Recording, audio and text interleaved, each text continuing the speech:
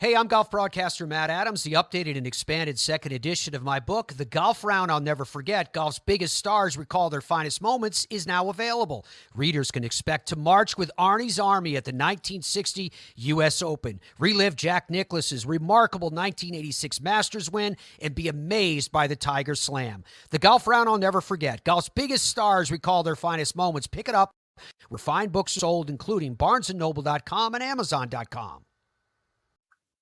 Welcome to Football is Family, a podcast dedicated to the fan and fan experience. My name is Jeremy McFarland, and I want to look at the positive behind what makes football so enjoyable to watch and follow. I want to know why you are a fan of your team, of a player, or an era of football. Whether the pros, college, or high school, I want to hear and share your stories and your love for the game. If you want to be part of this podcast, please message me on Twitter at Jeremy_McFarland or on Facebook at the Football is Family Facebook page. This podcast is part of the Sports History Network, your headquarters for the yesteryear of your favorite sport. You can learn more at sportshistorynetwork.com. I'd like to welcome everybody back to another episode of the Football is Family podcast. And as I'm doing this, I am in a morning state. I'm just not feeling great about it.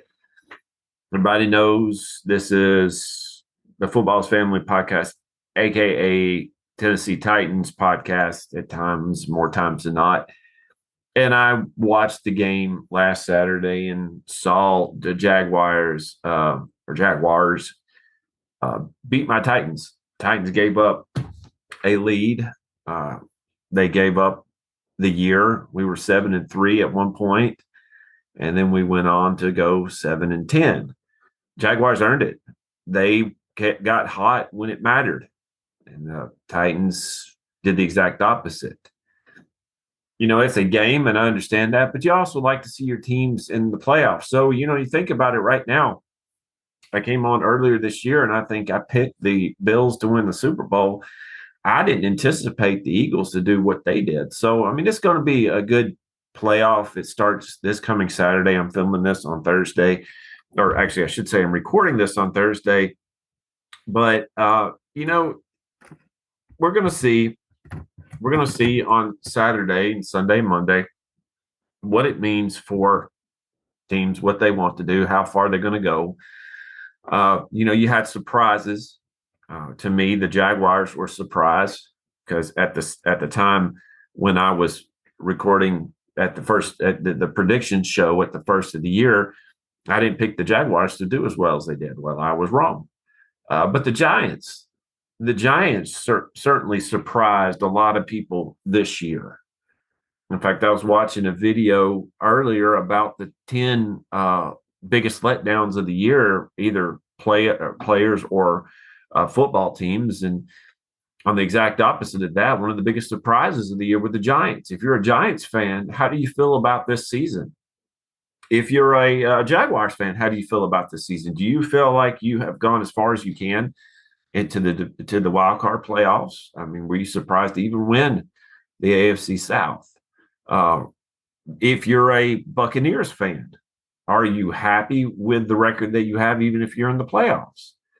You know, you think about all this. The Eagles are very happy about this. And if you're an Eagles fan, you know, congratulations. You picked up a great player in the offseason, and he was well worth what you paid for him. The Cowboys, to me, I would not want to play either the Eagles, Cowboys, or the 49ers this in the NFC during the playoffs. I just think that they're the teams. One of those three is going to go to the Super Bowl, in my opinion. I don't know which one is which. Brock Purdy, Mr. Irrelevant. He is an amazing story. I mean, come on. You got to give Kyle Shanahan some props for doing this. But if your team is like mine, you know, you got 14 teams in the playoffs right now, which means that 18 teams are staying home. The Bears get a first pick overall. Are you going to go quarterback? Are you done with Justin Fields? or do you feel like he is just the building block, and yet you want to put something close to him uh, to build upon him?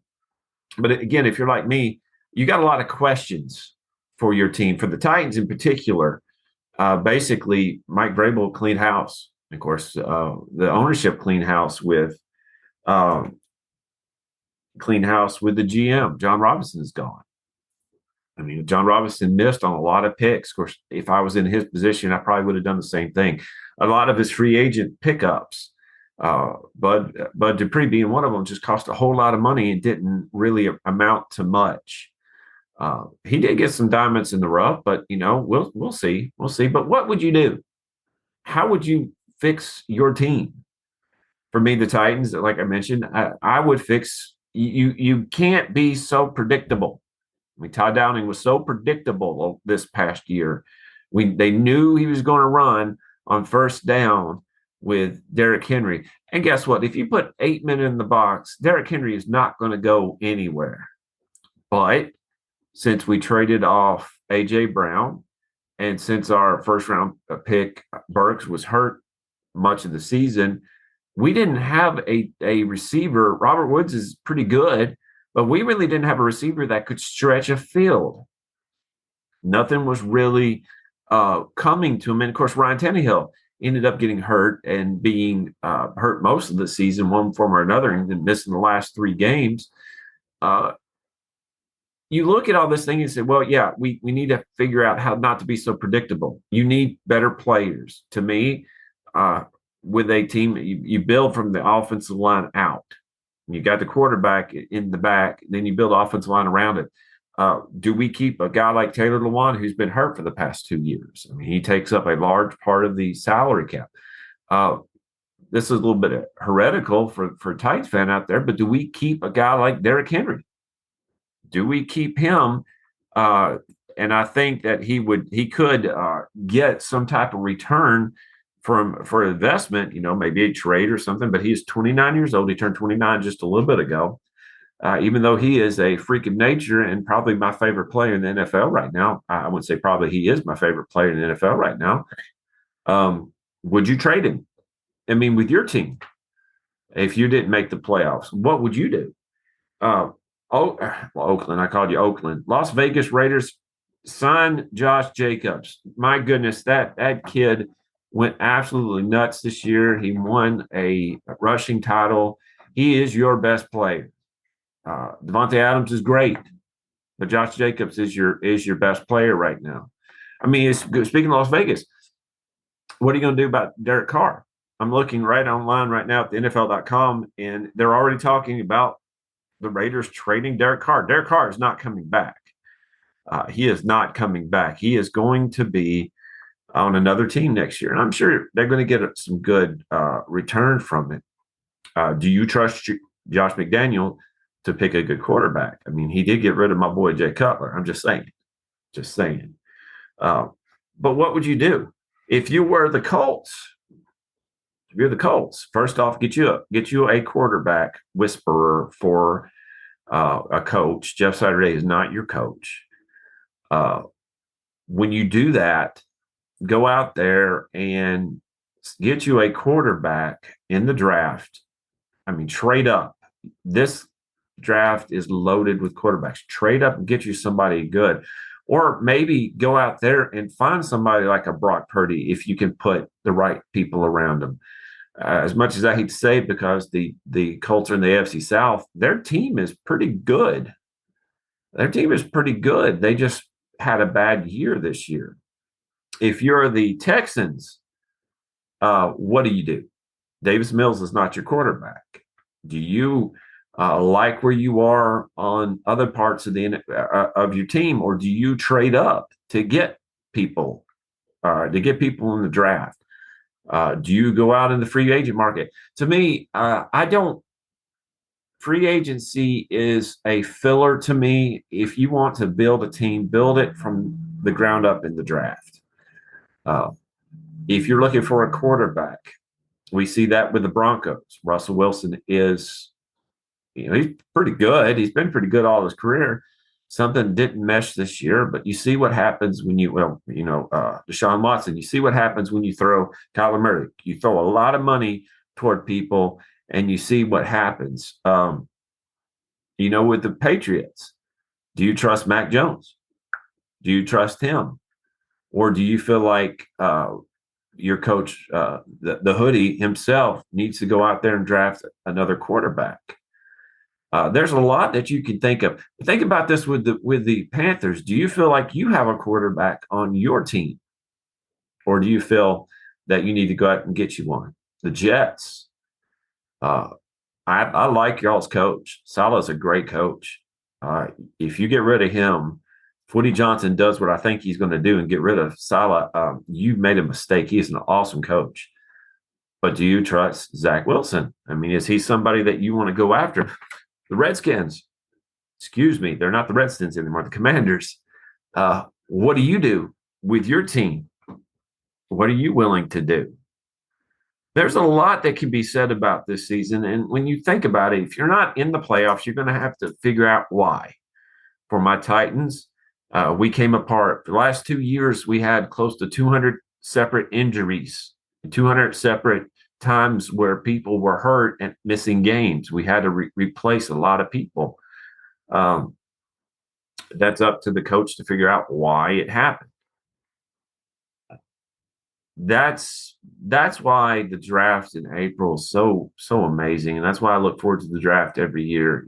That's why I look forward to watching the first round every year with my parents, eating Buffalo Wild Wings, and enjoying just that time watching the kids get their dreams fulfilled. But if your team is in the playoffs right now, how far do you think you're going to go? Seattle, you weren't supposed to be here. You were not supposed to be here, but you have had a lucky horseshoe or the Clovers or whatever it may be, the lucky rabbit's foot. You're amazing this year. Seahawks fans were booing getting rid of Russell Wilson. Do you boo him now, seeing what happened with the Broncos? Do you think you can beat the 49ers? I'm interested in the Jacksonville Jaguars and the Los Angeles Chargers game. I don't think the Chargers are going to go very far this year. Justin Herbert is a good quarterback, but I don't think their team around him is what they need.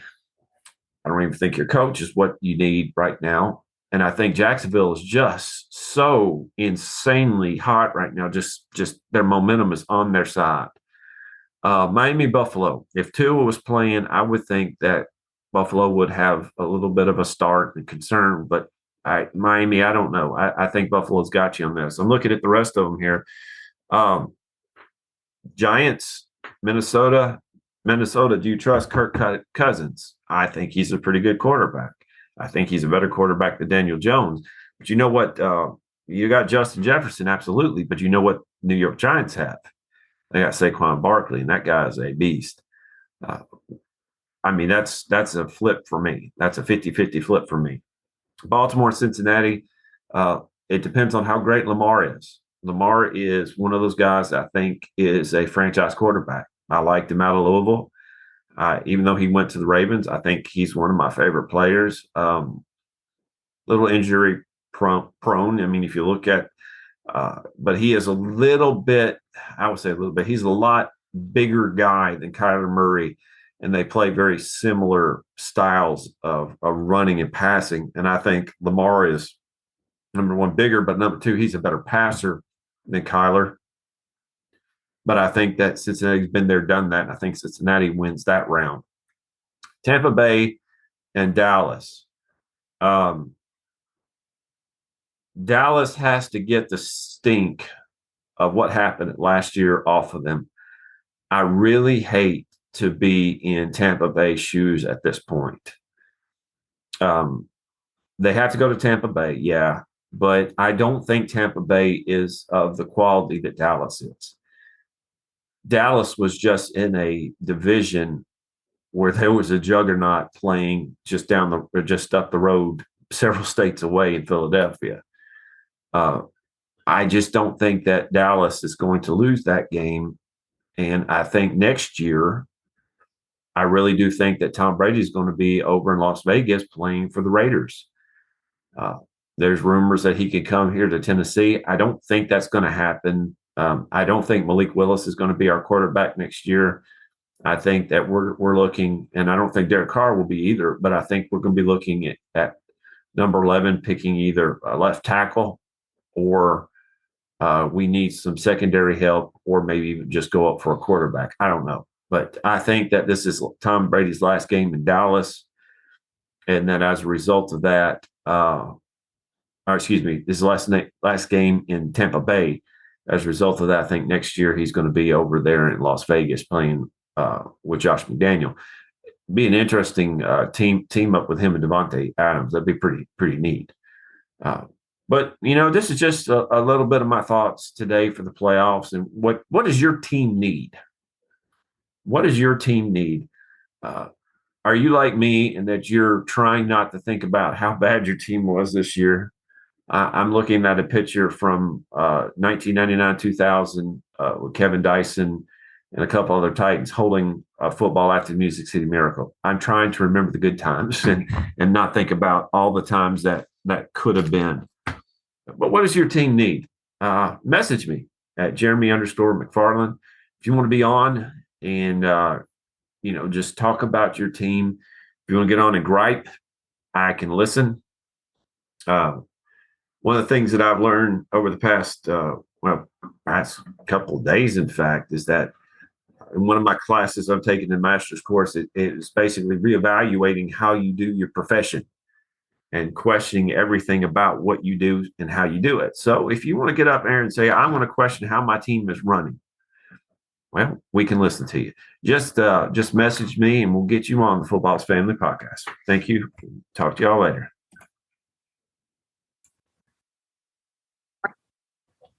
And we have a new sponsor here at the Footballers Family Podcast. It's Manscaped. Support for the Footballers Family Podcast is brought to you by Manscaped, who is the best in men's below-the-waist grooming.